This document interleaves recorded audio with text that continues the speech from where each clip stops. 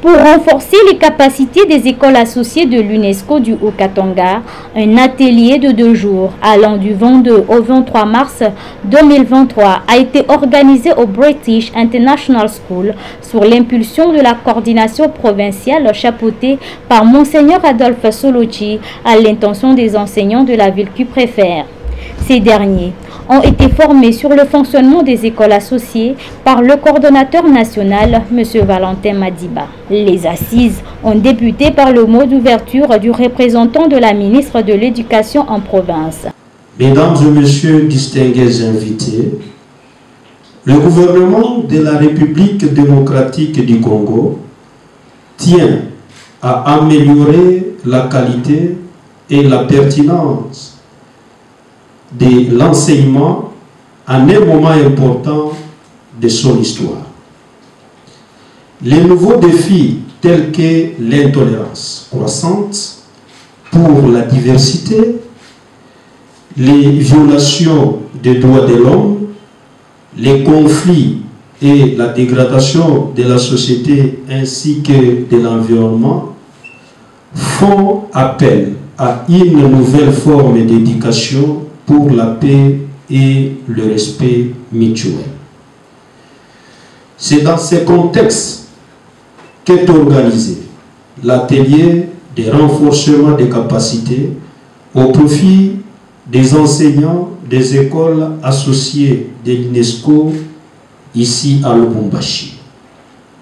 Nous exhortons donc chacun et chacune des participants de donner le meilleur de soi et d'être attentif pour une future restitution dans son école au bénéfice de la communauté scolaire et familiale.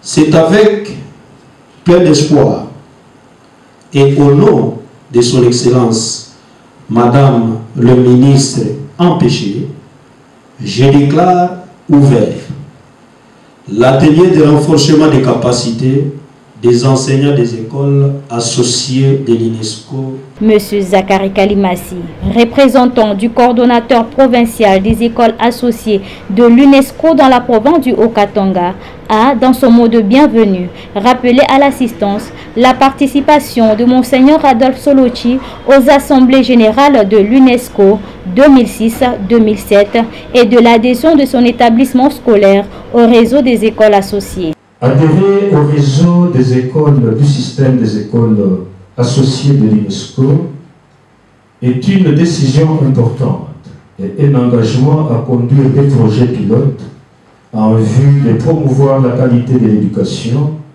par le renforcement de la dimension humaine, culturelle, scientifique de l'éducation au niveau international. Les écoles associées sont considérées comme des centres d'innovation et servent de phare à la promotion des idéaux de l'UNESCO au sein de leurs communautés respectives. Les écoles associées forment un réseau international de l'éducation, du droit de l'homme, de la démocratie, du respect de la diversité.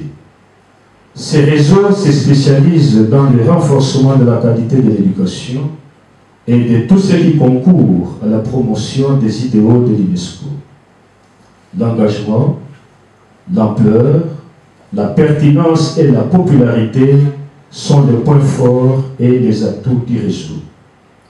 Sous le leadership visionnaire et agissant de Monseigneur Adolphe Solochi, la coordination provinciale du réseau des écoles associées du Katanga a vu jour en 2007 et le complexe scolaire Imani, qui porte ce nom, a intégré ce vaste réseau mondial. Convaincu de la nécessité et de la pertinence d'appartenir au réseau, Monseigneur Adolphe Solochi a participé activement en 2007 et 2009 aux 34e et 35e sessions de l'UNESCO à Paris.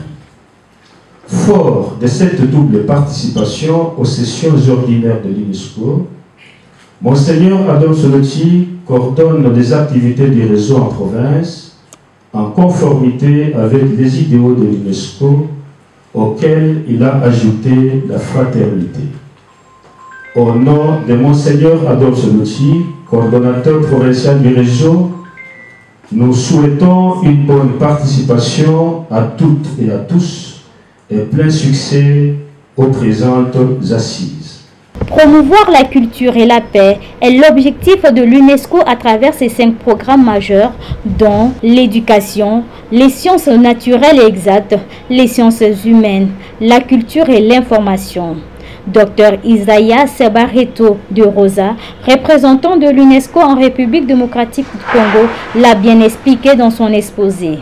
Nous concentrons nos activités sur les fondamentaux souvent, assurer bien sûr une éducation de qualité pour tous et un apprentissage tout au long de la vie. L'éducation, elle est clé aussi bien sûr pour la paix. Donc nous avons aussi, nous faisons un effort pour mobiliser le savoir et la politique scientifique au service du développement durable, faire face aux nouveaux défis sociaux et éthiques, un aspect important sur la culture, promouvoir la diversité culturelle, le dialogue interculturel et une culture de la paix. Ici, dans ce contexte, on parle beaucoup sur la culture de la paix. Donc, construire une culture de la paix, amener la paix dans l'esprit des jeunes et des enfants, dans l'esprit des hommes et des femmes.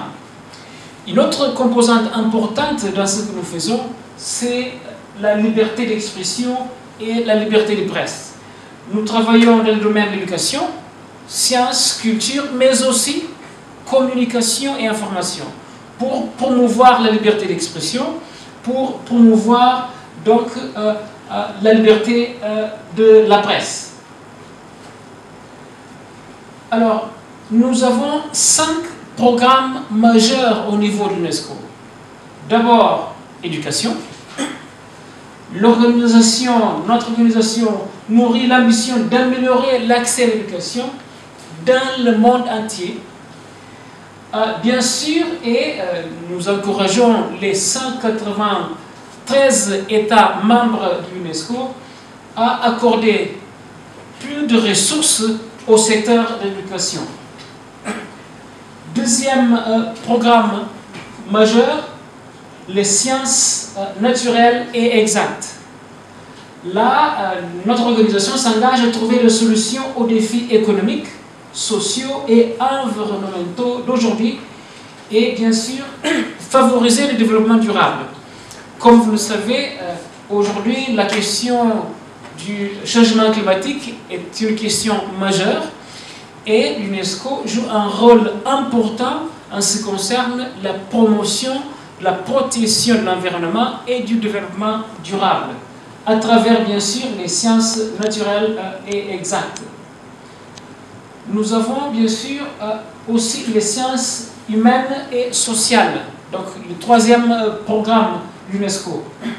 Nous accompagnons les pays, les 193 États membres de l'UNESCO, qui souhaitent investir dans l'innovation et nous encourageons bien sûr la coopération scientifique internationale dans ce domaine pour, encore une fois, sans oublier l'objectif principal, construire la paix entre les pays à travers la coopération internationale. 2 jours de travaux très riches à travers les exposés et les échanges en groupe pour trouver des voies et moyens afin d'améliorer le climat de travail dans les écoles et de s'adapter aux nouvelles normes de l'éducation. Je suis M. Valentin Madiba, je suis coordinateur national des écoles associées de l'UNESCO dans notre pays, République démocratique du Congo.